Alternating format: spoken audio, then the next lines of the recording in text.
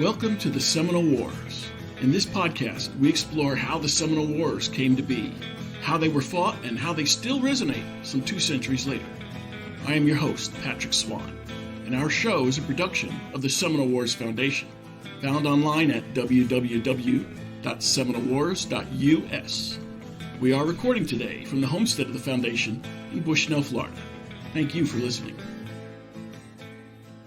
Hello and welcome. In April 1861, following a steady barrage of artillery that left him unable to resupply his garrison, the commander of the Union outpost of Fort Sumter in Charleston's harbor surrendered his command to the new Confederate States of America. Major Robert Anderson was a veteran of the Second Seminole War. While he ordered his men to return cannon fire to the onshore batteries, he specifically prohibited shelling of the heart of Charleston, with the loss of civilian life and structural destruction that would have followed. By acting in response to what the North viewed as Confederate States of America provocations, Anderson positioned his command to be viewed as both a victim of Confederate aggression and as a heroic defender of sovereign federal rights and authority.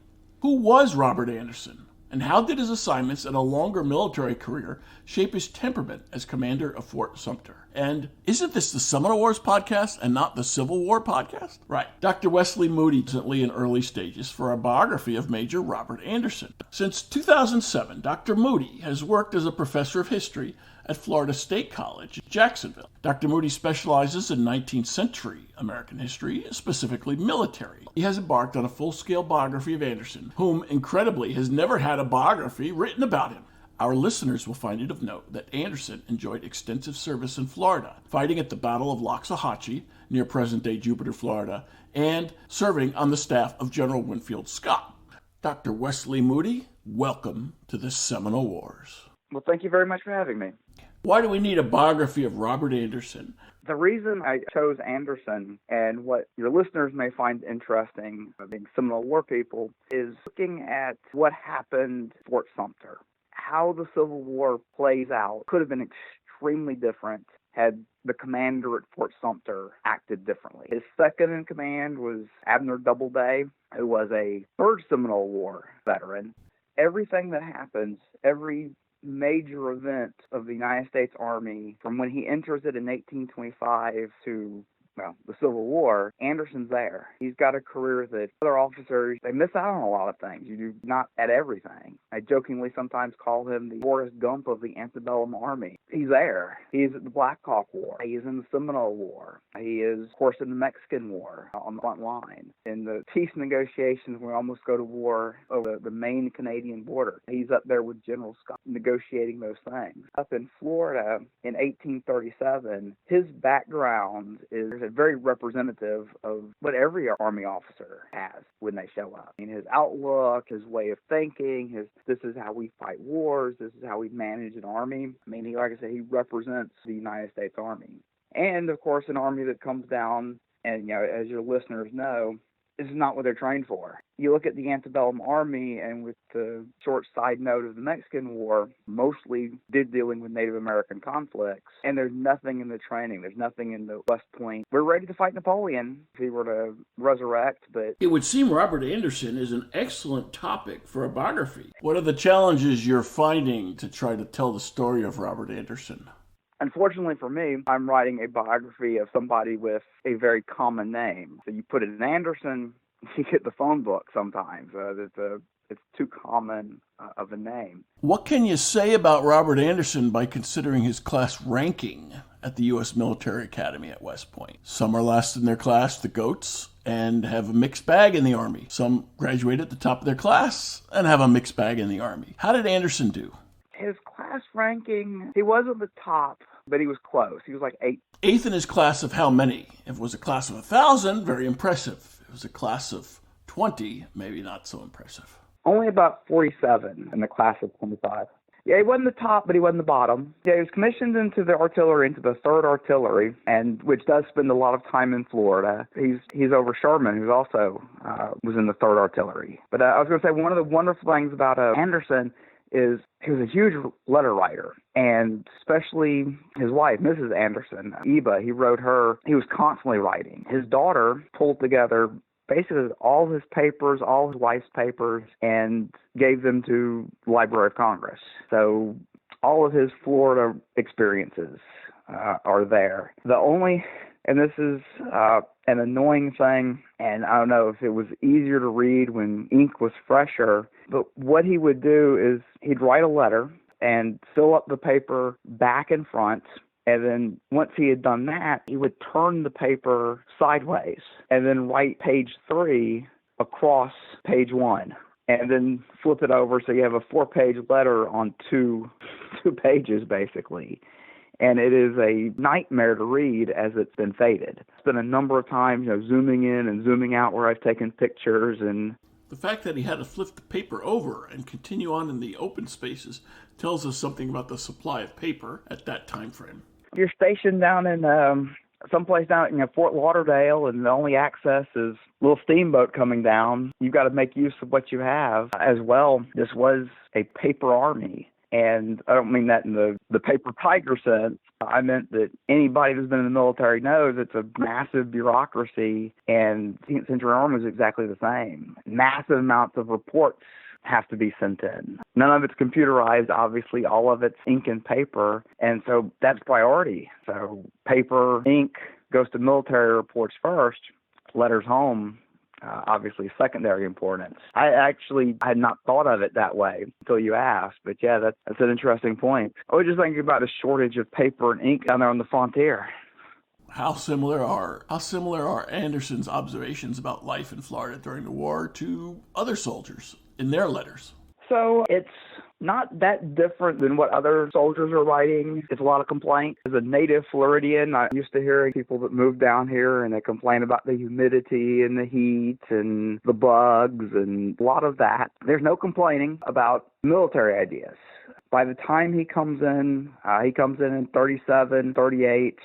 We're not searching for the big battle anymore. He's kind of got, and you might say, an awkward position, and this comes out a little bit in his letters. His wife is the daughter of General Clinch, Duncan Clinch, one of the first generals of the Second Seminole War. And by the time he comes in and he's serving under Jessup, we've abandoned a lot of Clinch's ideas. Clinch was the Scott school that we're looking for the grand battle you defeat the Seminoles in one big battle and they all, okay, well, we'll go to Oklahoma. And obviously that doesn't work in Florida. And so he can't overly praise the strategy of what we're doing now in 37 and 38 because it's an insult to his father-in-law, and he doesn't want to cause those kinds of family problems. Unfortunately, like I said, a bit silent on the big military issues. Circumspect, yes. He worked under Winfield Scott, and so had that influence. Is there any evidence from the letters that he got any influence on military matters from General Clinch, his father-in-law? Whether he was able to learn anything from Clinch. There aren't any letters between the two men. So any conversations like that were done in private at Clinch's home. And I think the two men were pretty close. Definitely whenever he goes someplace, was sent out to Wisconsin to fight the Black Hawk War or sent down to Florida to fight the Seminole Wars, or when he goes to Mexico, he always sends the wife and children to live with her father, to stay with Clinch, living down south of Savannah by that point. We lose Clinch to the Georgians. Now we know where General Clinch was at the beginning of the Second War because he was instrumental in it taking place. Where was his son-in-law, Robert Anderson, when the Second Seminole War broke out? So he was in New Hampshire when the war began. He was stationed up at Fort Constitution, where he was actually doing what he was trained to do. At Fort Constitution, New Hampshire, keeping up with the cannons and training artillerymen and that type of thing. He's not transferred down to Florida until 37, and he is like all of the 3rd Artillery when they're sent down to Florida. They're infantrymen when they're sent down here. So obviously the Seminoles aren't going to stay in one spot long enough to allow us to shoot artillery at them, so here's your rifle, or here's your musket. Anderson arrives in Florida in time to participate in the Battle of Loxahatchee. Was that his first taste of fire? That was not his first major battle, Loxahatchee. He was at the Battle of Bad Axe that ended the Black Hawk War. He was actually a bit of an experienced Indian fighter when he came down here. For like a lot of men, the battle down there at Fort Lauderdale is obviously his biggest battle of the war. And once that is over, it's, as it is for a lot of men, a lot of patrols, some with success and some just out exploring the woods of South Florida and coming up with nothing but a lot of bug bites. How long does Anderson stay in Florida? He does 2 years down here. Anderson may have a cumulative 2 years in Florida, but it's not all consecutive. He's back there in the 1840s for some time, and in fact leaves for the service in the Mexican War with his old commander Winfield Scott from the base at Fort Brooke in Tampa. He misses the first battles. He is with Scott, the invasion that goes to Mexico City, and he is severely wounded at the Battle of Molina del Rey right before the big Battle of Mexico City. What do his letters tell us about how happy or unhappy he was about his time in Florida? I think what his feelings are about the war, from reading his letters, he said he's a bit circumspect about all of it. He's not happy, and I think this combination of the Seminole War, the Black Hawk War, he's not a fan of Indian removal. And he's seeing the suffering of women and children, seeing the forced displacement here.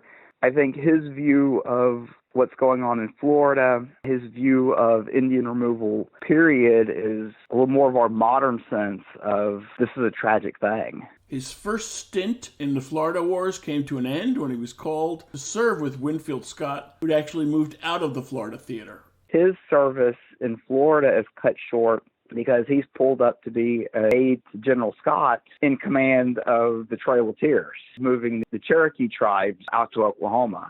So he gets to be a witness of that terrible thing. He emerges from all of this with a kind of a souring of 1830s, 1840s politics, and just a sense of the effect war has on civilian populations.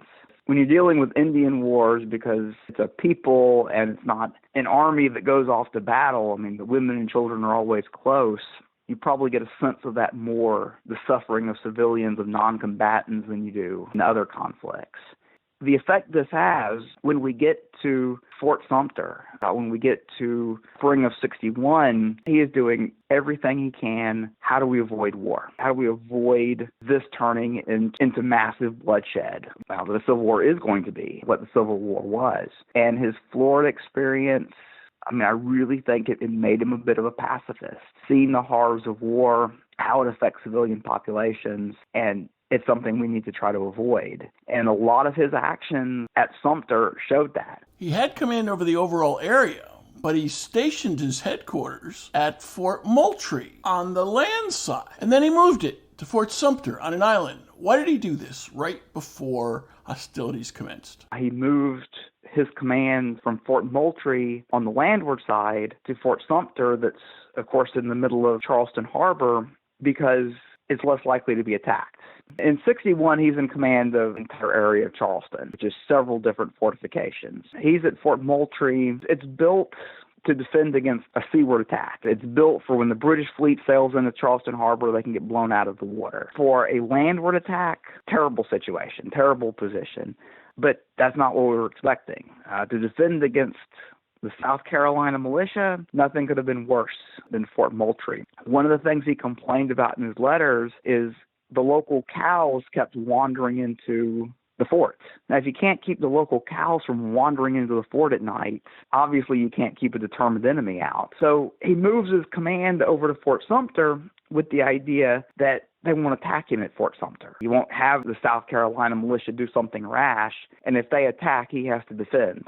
And then we've got war, and it's unavoidable. So you go sit out there on that island. He made that move to keep war from happening. And, of course, South Carolina saw it completely different. South Carolina saw it as an act of aggression because it was in a better position to fire on the city, which, of course, is not what his thinking was at all. Looking back to the Seminole War service of Robert Anderson, a fellow officer who also had his doubts about the wisdom of Indian removal or the justice of it was Ethan Allen Hitchcock. He wrote extensive memoirs that are very influential for researchers. And he also knew Anderson. What can you tell us about Hitchcock and Anderson? Anybody that's doing any research on this period, Hitchcock's memoirs are wonderful, very detailed during this period, very personal, and I don't think he liked Anderson. What you have in that antebellum army is definitely an army that is being dominated by Southerners. The Southerners are getting the best positions. They're the ones that are getting promotions. So men like Hitchcock are a little frustrated by that, naturally. And obviously, when the Civil War breaks out, that's obviously an issue. All your senior people are Southerners. Men like Lee get the best positions, that type of thing. So it's problematic when Civil War breaks out. What state or region is Robert Anderson from? He's a Kentuckian, born and raised in Louisville. Right. His father was a Virginian, but his father was a Federalist, and then a Whig, and his brothers, Kentucky you can kind of divide. His brothers all went with the Union. His brothers were all very anti-slavery. His older brother was an American diplomat. I worked very closely with John Quincy Adams, so that kind of puts him in bad with Southerners. He had a brother that was the mayor of Cincinnati, and he had a brother who had been down in Texas when the war broke out and had been kicked out of Texas because he was a Republican. His family was decidedly pro-Union. Obviously, his wife's family, the Clinches, were Southerners, Georgians, Floridians. He has a couple of brother-in-laws who are generals in the militia generals in the Confederate cause during the war. He tries to take kind of that middle ground. He is sympathetic to the South. He feels that it's the North that's brought on the conflict, that the South is being done wrong during this period, but the war and secession and all of that is wrong and should be stopped. So politically, really is where a lot of generals were in those first years of the Civil War. And it's the attitude that President Lincoln had so much problems with guys like Meade, guys like McClellan, that they'll fight the war and they'll win, but we don't want to win too big, because if we crush the rebellion, the Republicans will get their way. So yeah, he really is a man torn between loyalties there, family and way of life as well. He was a guy that his idea was to kind of do what his father-in-law had done. Collect land, collect property, collect slaves, and when his military career is over, retire and be the great master of a plantation like General Clinch had been. He'd like to see that way of life stay, but he was definitely pro-Union. And they put him in command at Fort Sumter probably with the idea that he would go with the Southern cause and kind of surprised everyone when he stayed pro-Union. Because you have the Buchanan administration, and his Secretary of War, Floyd, really put the North in a bad position when war breaks out because of where he stationed people and where he sent equipment. And the federal arsenal at Chattahoochee was unbelievably well stocked at the beginning of the Civil War, considering what the situation was. So the question of loyalty is not so cut and dry.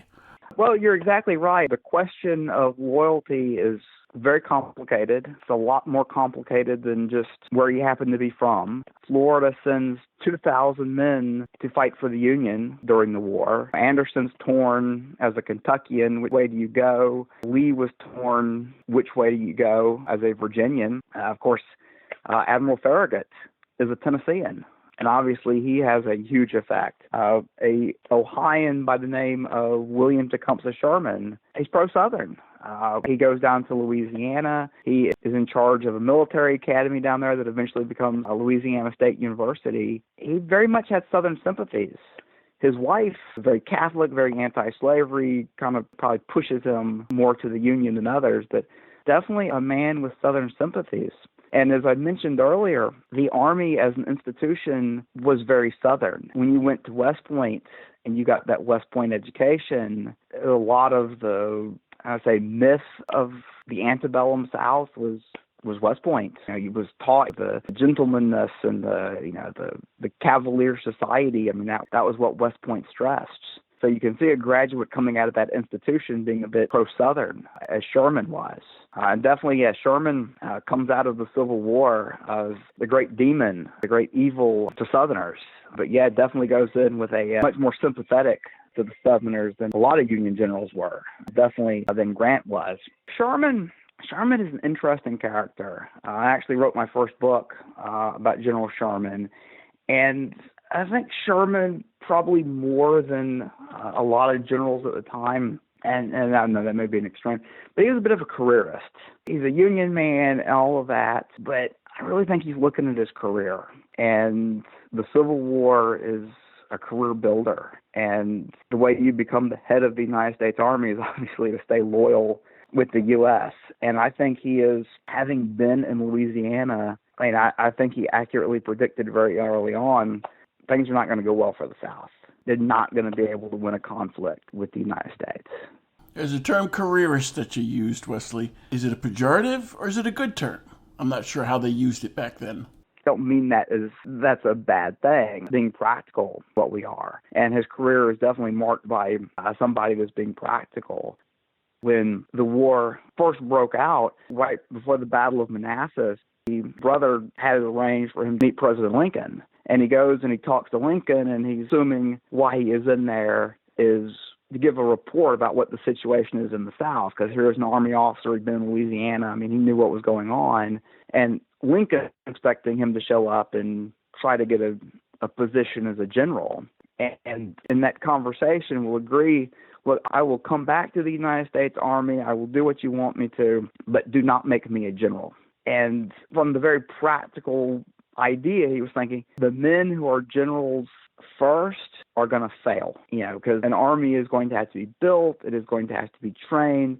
There's going to be a lot of stumbling along the way. When you want to be a general is a couple years into the war. So he made sure that he was given command at the right time. Obviously, being in command of winning armies at the end is the way you get your career going. But while everybody else was pushing to the front to make me a general now, he was please don't. So very practical. We know Anderson had a varied career since his graduation from West Point in 1825. As you said, he served just about everywhere before the Civil War began. After he surrendered Fort Sumter, what became of Anderson?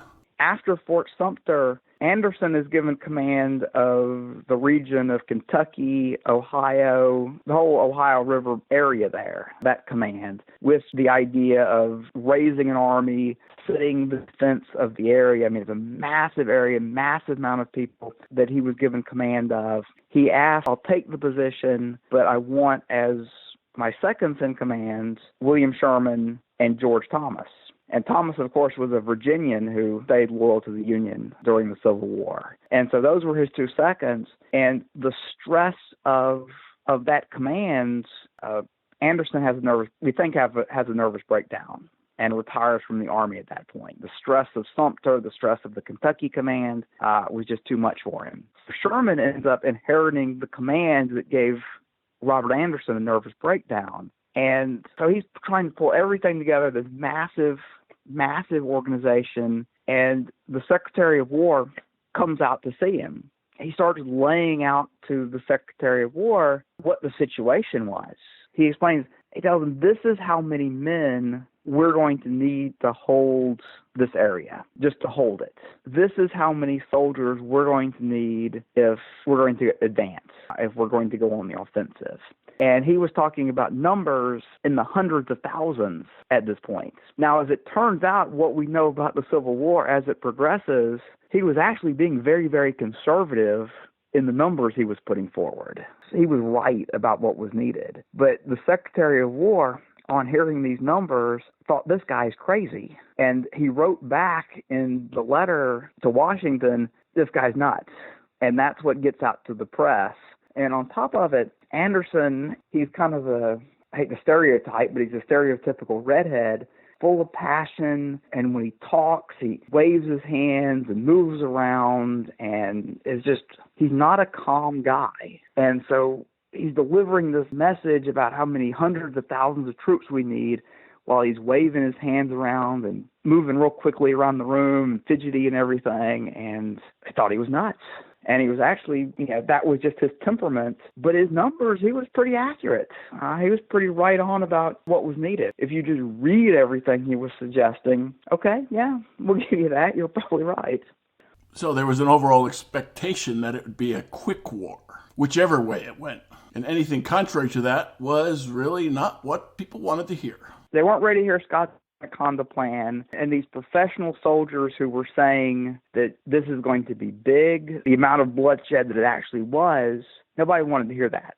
So many people, we can win this quick. One Battle of Manassas, we whip the Confederates and it's over. People on both sides were thinking that.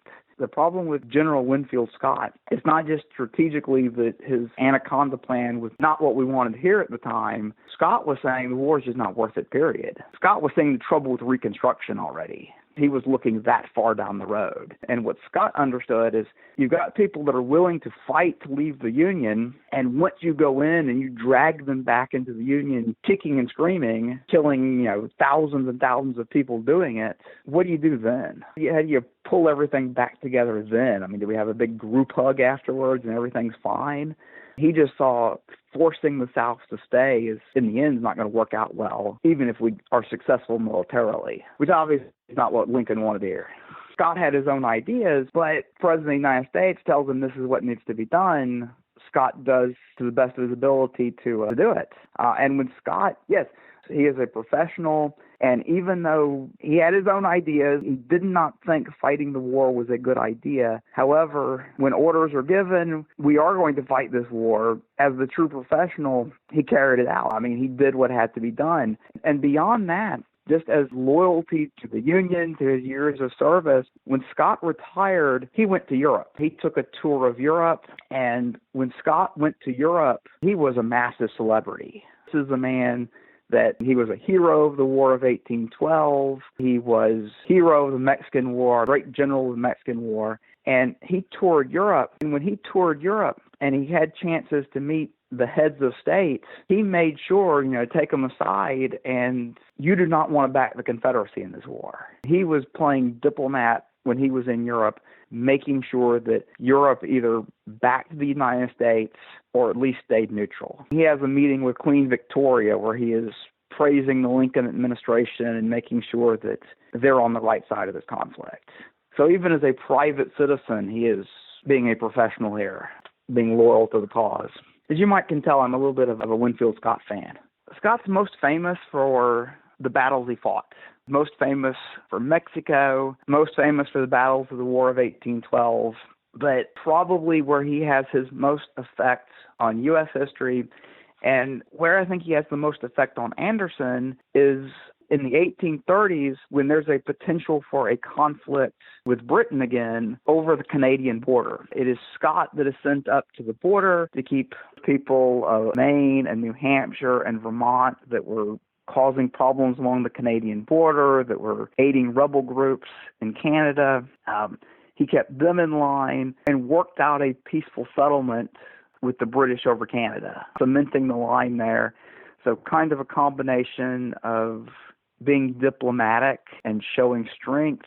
And I think that's what Anderson takes away from the most. I mean, Anderson, I think what he learned the most from Scott is watching him as a diplomat on that Canadian border. Even in Charleston, if we can get to a point, he was always hopeful, if we can just keep the bloodshed from happening, if we can just keep people from dying here, the politicians can still work it out. They can still reach some kind of agreement in Washington. We just have to keep blood from flowing. He had this idea even once the firing started. And, of course, you can't see it today if you go to Fort Sumter because so much of it was destroyed. But it was a 3-tier building. And on the very top, you had artillery that was, I guess you'd call it open air. There was no casement over it, no ceiling over it. And those were the guns that had the longest range. So when the firing at Fort Sumter began, those were the guns that would have done the most damage. Would have maybe powder out of Fort Moultrie, would have been able to fire shot into the actual city of Charleston. He did not let any of his men go up and fire those guns on the top because they could have been killed up there. And he knew that once the U.S. Army soldier died, there was no going back at that point. So Fort Sumter's pulling its punches during that battle because the number of shells that's fired, the number of shots that are fired during that first 3 days of the American Civil War, nobody's killed. And his actions, even past when the shots are fired, is diplomatic. As long as we can avoid doing anything that'll start a war, as long as we can avoid killing anybody or having our own people killed, the politicians can still work something out.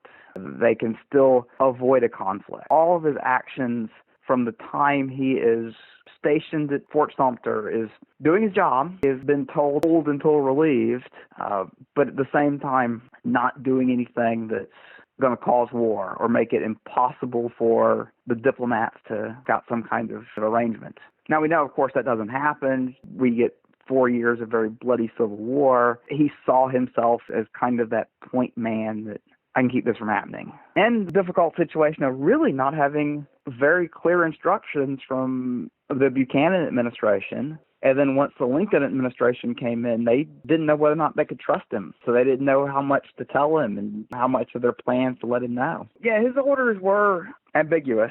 Nothing was clear. The Buchanan administration is there until March. Buchanan's a difficult one to kind of wrap your hands around. He's pro-Southern. He definitely has an administration made up of Southern Democrats. The old saying is he saw this as completely and totally the Republicans' fault, completely and totally Lincoln's fault. He just wanted to retire and let them deal with it. I'm done. I'm going home to Pennsylvania. He didn't want anything to change, so just everything stays the same.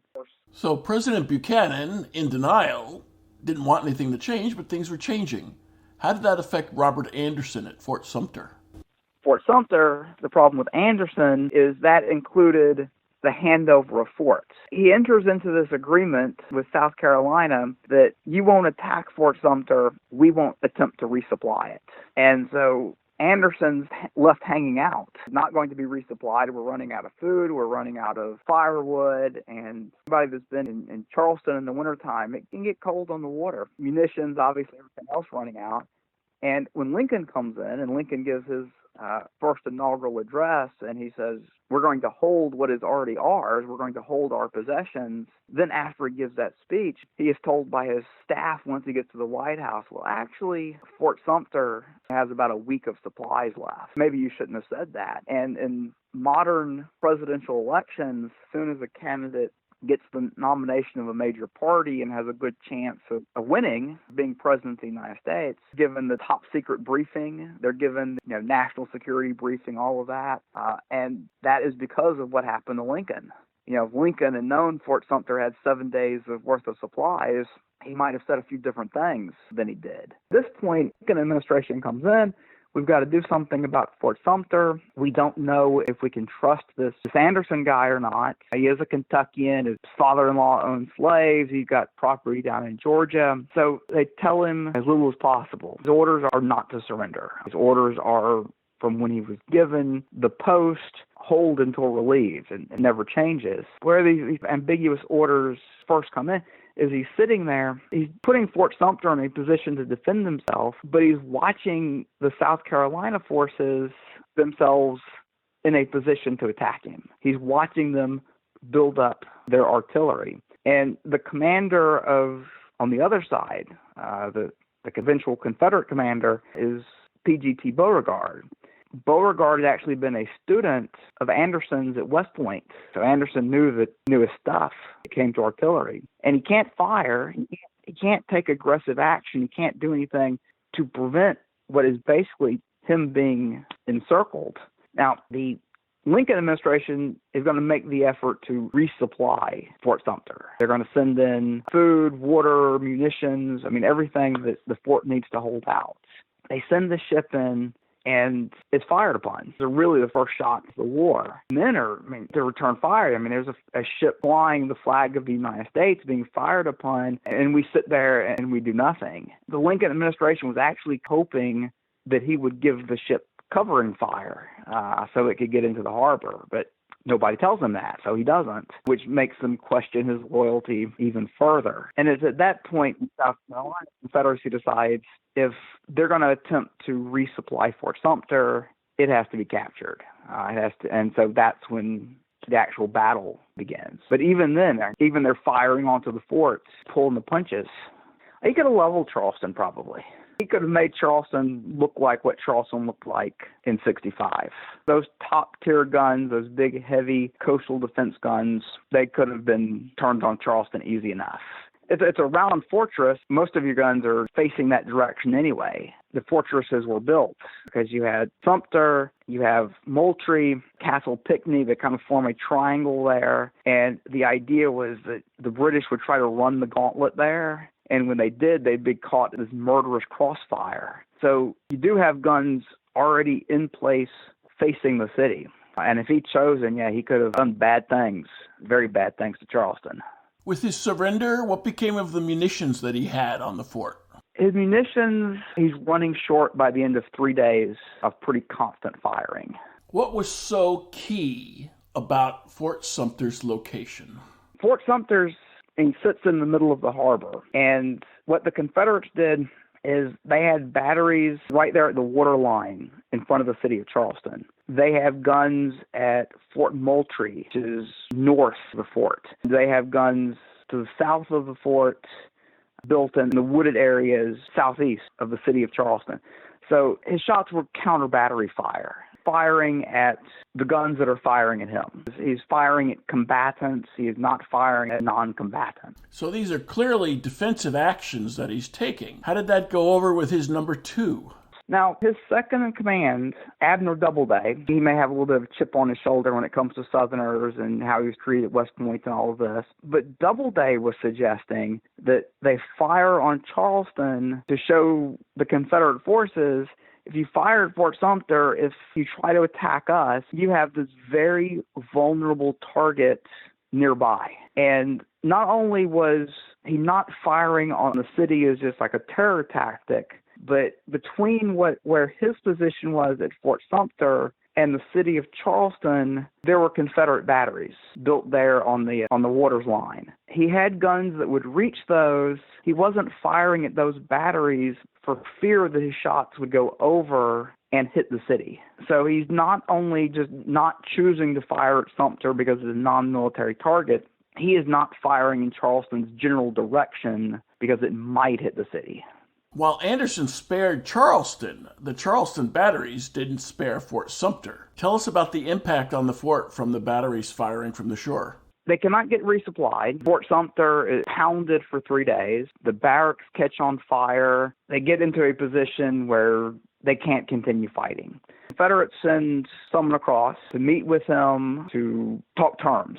At that point, he realizes he can't fight on. The terms that they give him, he will surrender the fort. None of his men will be captive or prisoner of war camps or anything like that. They will all be taken on a ship to the north, which of course they are, including Anderson, and that he will be allowed to, of course, bring his flag down and properly salute it, and everything will be done in a respectful military way as he leaves. Was this a surrender to the South Carolina militia or to the Confederate States of America? Who was running the show? Beauregard is the overall commander. So it's to Beauregard he surrendered. He surrendered to the Confederate States of America. Okay. And it was one of those things, that they have this ceremony, they're bringing the flag down. U.S. forces are saluting with their cannons as they're taking the flag down. The protocol at the time is you fire one shot for every state of the Union. One of the cannons explodes when they're firing the salute to the U.S. flag. And 2 men are killed, and they're the first men killed in the Civil War when this cannon bursts firing a salute.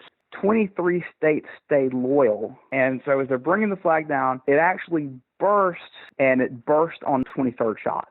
A little symbolism there. So the men get evacuated. What type of reception do they get when they arrive in New York? They're taken back to New York. He's a national hero when he gets back. even though he surrenders. This is probably one of the great ironies, because he comes back, he sees himself as a failure, he sees himself as he had done everything he could to prevent war. So Anderson surrenders the fort and feels like he's a failure. The people at the reception in New York have other ideas about what he did. What the majority of the northern population saw, and it's a situation we've had for decades, that northern politicians have constantly given into the South. Compromised, and then here we are in Charleston. They demand Fort Sumter be handed over, and Anderson says no. And it's not the whole picture, obviously, but that's the way the people in the North thought. Here's a guy finally, after all of these years, saying enough is enough. No, you can't have it. And he's a national hero for it. And the fact that he is fired upon, the flag is fired upon, really it fires up the nation. They forgive him for surrendering because, the fort's on fire at that point. Cannon's blamed for it. Everybody is blamed for what happens at Sumter but Anderson. They see Anderson as a man who his duty, and we got to rally around men like him. The flag has been fired upon. The way that plays out, that national outpouring of patriotism, we've been attacked here, that allows Lincoln to mobilize the country for war, a Pearl Harbor moment, if you will, that had Anderson played it differently, we wouldn't have had. Had he been more aggressive at Fort Sumter, we wouldn't have had that moment. Had he surrendered at Fort Sumter, we wouldn't have had that moment. His experiences in Florida and other places of just seeing war, that little bit of pacifism there is what steered him on that course. And when I teach my students my U.S. history course, and we talk about the Civil War, and I probably go more in depth than Anderson than they care to hear, but one thing I always point out to kind of bring it back to Florida, while Fort Sumter is firing on Fort Moultrie, and Fort Moultrie is firing, all of the Americans are at war with one another, all the white people are killing each other, or attempting to, a silent witness to all of this is Osceola. Osceola is buried right outside Fort Moultrie. And I always wonder, he probably is taking a little bit of pleasure in what's going on there in April of 1861, because these are his old foes. These are the people that took him out of his land, and they're killing each other. So I always wonder what he would have said. Out of the various options in front of Anderson, where does this one stack up, the one he actually exercised? What happened at Fort Sumter, April of 1861, was the best way it could have turned out for the United States, obviously in the long run period. And I say that because had it happened differently, had the Union fired the first shots, had the Union compromised at Fort Sumter, had it happened any other way except for the United States forces attempting to stand strong, being attacked by aggressive enemy, the war doesn't play out the way it does. The famous saying, and you can get a debate going among Civil War historians about who said it or did anybody say it, the whole, I will drink every drop of blood spilt in this conflict. But supposedly several Southern politicians said this. It's not going to be a war. Yeah, give me a hank, I'll wipe up all the blood spilled in this war. Yes, they're not going to fight. Nation of shopkeepers. That is a prediction that I think, had Fort Sumter not played out the way it did, might have been true. We're just talking about politics at this point. Plenty of Northerners saying, let them go. Why should we force them to stay? Once Fort Sumter's fired upon, are we safe with them as an independent nation down there on our border? They've attacked us already. So the will to fight may not have been there without Fort Sumter. Now, I'll say that, and let me give a warning there. You always got to be very, very careful when you start talking about what is history, because there are just so many variables in anything that had it not played out this way, who knows? But it does play out in a way that brings ultimate Union victory. Who knows, maybe if Fort Sumter had not played out the way it did, we'd be talking about the importance of Fort Pickens and Pensacola and how that was the key to the war. We see clearly a Northern view on Fort Sumter and whether the capitulation was the best of outcomes possible.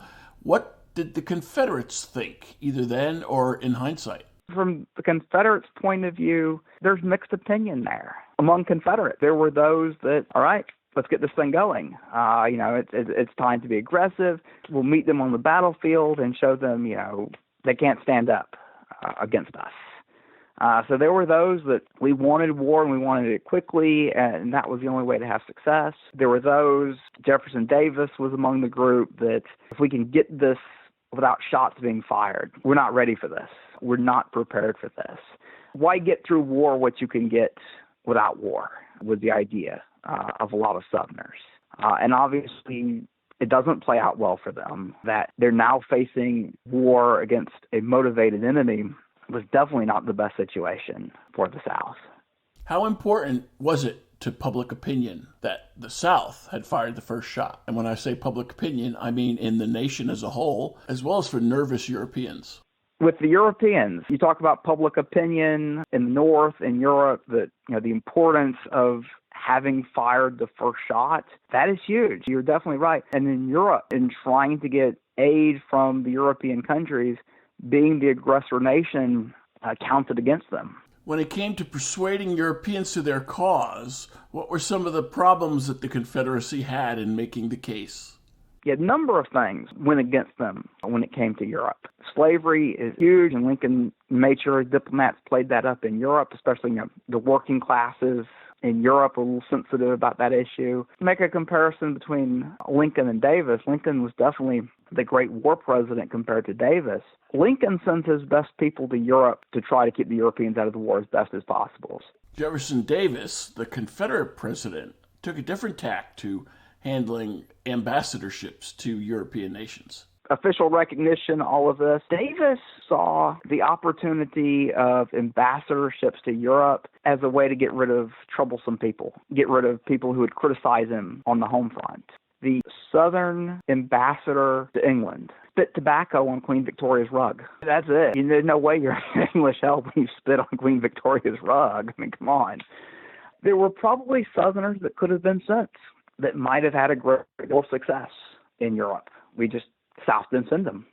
They sent the political troublemakers. For the court of St. James, the ambassadorship to England or Great Britain, Lincoln chose somebody with a distinguished pedigree who would not be spitting tobacco onto Queen Victoria's rug.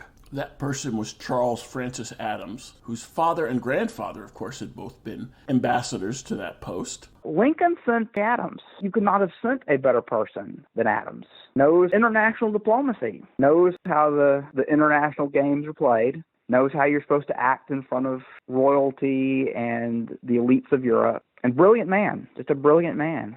He understood how important that position was. His war was important as the battlefield war. And once again, you try to avoid the what is history, but if England had joined the war, it would have been a naval war, but it's completely different. A British Navy opening up the blockade in the South changes the entire war. And the British were very understanding of that they were vulnerable in Canada. And there were points in the war where they were shifting troops into Canada. They didn't want to be caught flat-footed if a diplomatic situation turned into war with the United States. In all of this, what do we need to know about the people of South Carolina? For South Carolina, not to be harsh on South Carolina, but South Carolina's got a massive ego. The old saying is, North Carolina is a valley between two mountain egos, Virginia and, of course, South Carolina. And they really saw themselves as an independent republic, as good as anybody else. Charleston is their main harbor. Fort Sumter, where it sat, if it wanted to, it could shut the harbor down. Nothing comes in and out of the harbor without Fort Sumter's allowing it to come in and out of the harbor. And the fact that they could fire on Charleston at any moment in the middle of the harbor, beautiful view of Charleston and the areas around it.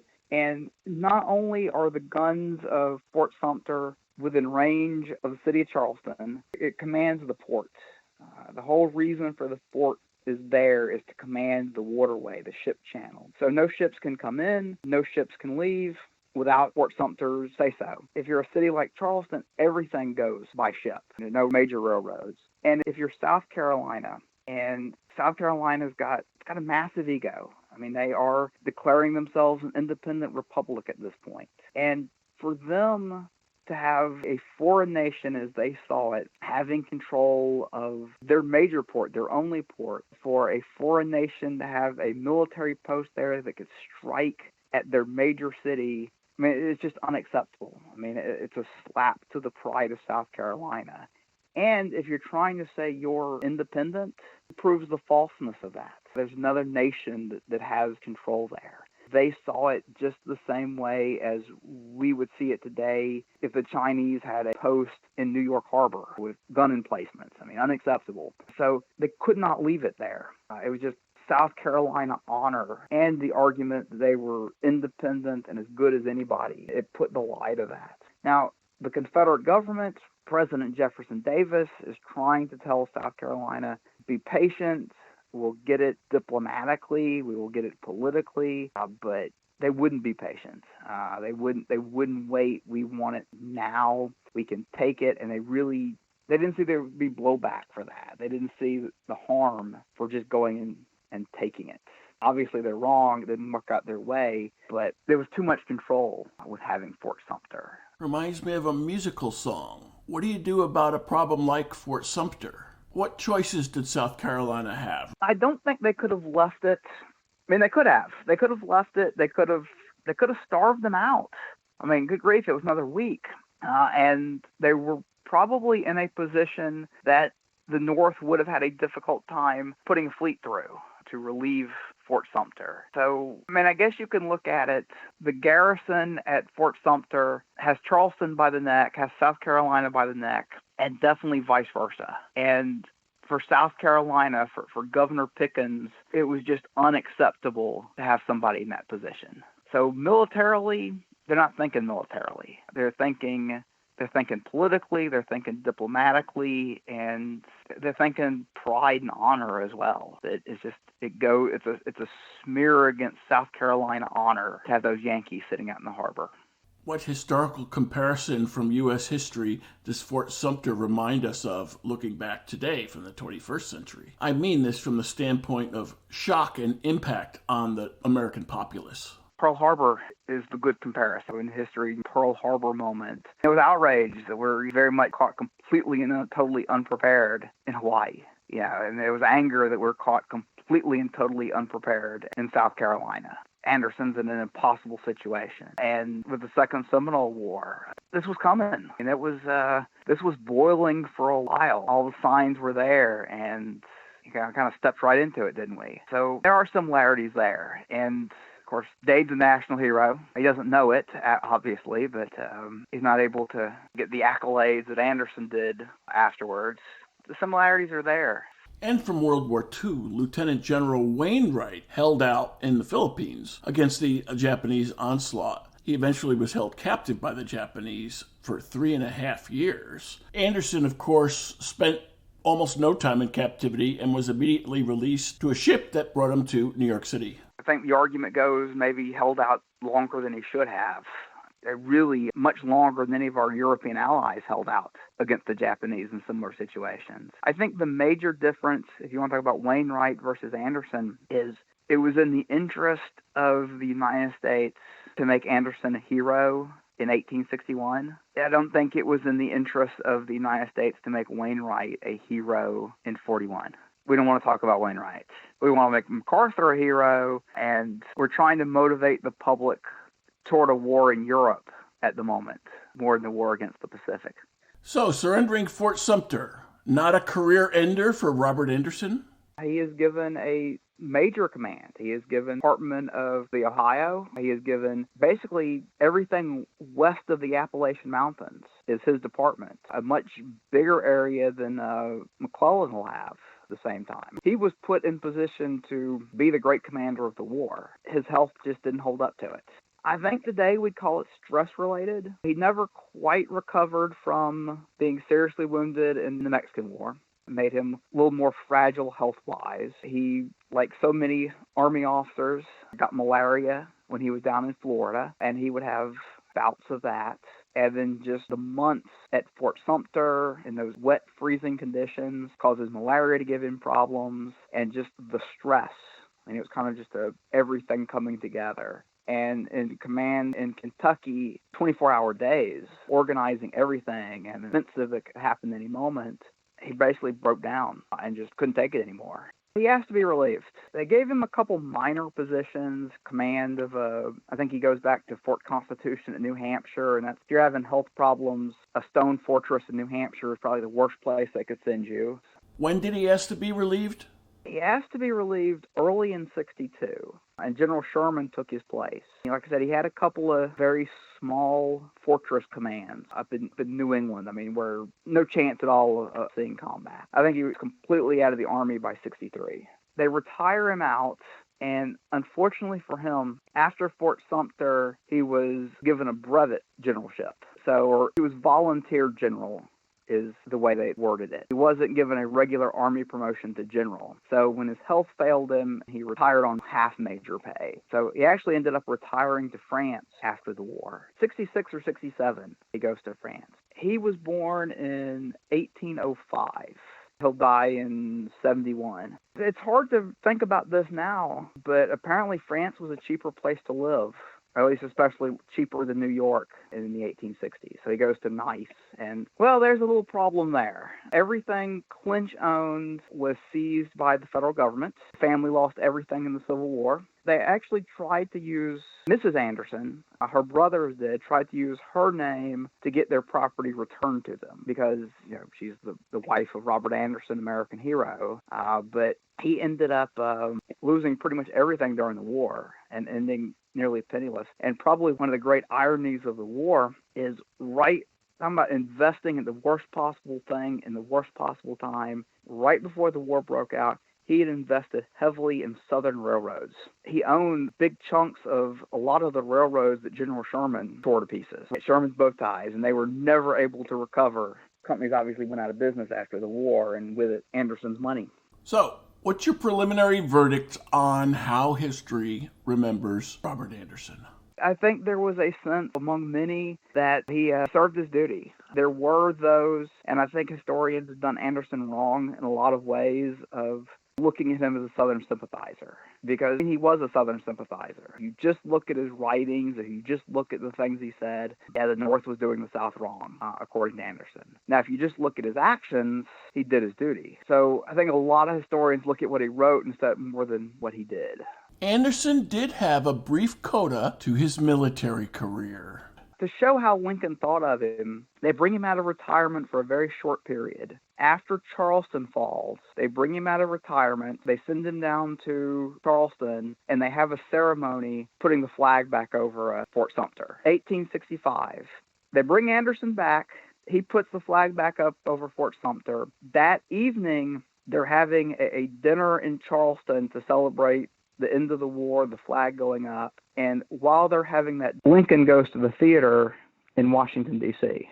How do historians view Robert Anderson, if they do view him at all? This is one of the reasons why I'm working on this biography. I don't think they view him. I think he's kind of a forgotten man. I don't think his contribution is given nearly the credit that it deserves. And when you consider how much is written about the Civil War, the fact that this is a biography that hasn't been written is kind of surprising to me. How's your research been going on this biography? So I have been out in Kentucky, in Louisville. They've got what's called the Filson Center. It's a little private library there. And they've got the family papers there. So they've got a lot of his early years, his father's papers. A lot of that's there for his early life. I have gone through a lot of autobiographies, men who've served in the Army at the same time he has. Even if they're not talking about Anderson directly, they're living the same experience that he is. And, of course, at the same time, the different conflicts he's in, I've gone in depth. I'm just finishing up the section on the Black Hawk War. Read everything's been written on the Black Hawk War pretty much. A lot of primary sources on that. His daughter as well, at the Library of Congress, they have his papers, the Robert Anderson papers. Everything she was able to collect, everything from his West Point diploma up to the letters he's writing home and applications for retirement funds that he's writing from France. I have been there and spent a very long time photographing the documents. Obviously, I'm in Florida. I can't keep going back and forth to Washington, D.C., so I photographed everything, boxes of documents there. I'm going through them. I get to a section of his history. I go through his papers for that section. Leave it there. We're out of time. Dr. Wesley Moody, thanks for joining us for the Seminole Wars. Oh, well, thank you for having me.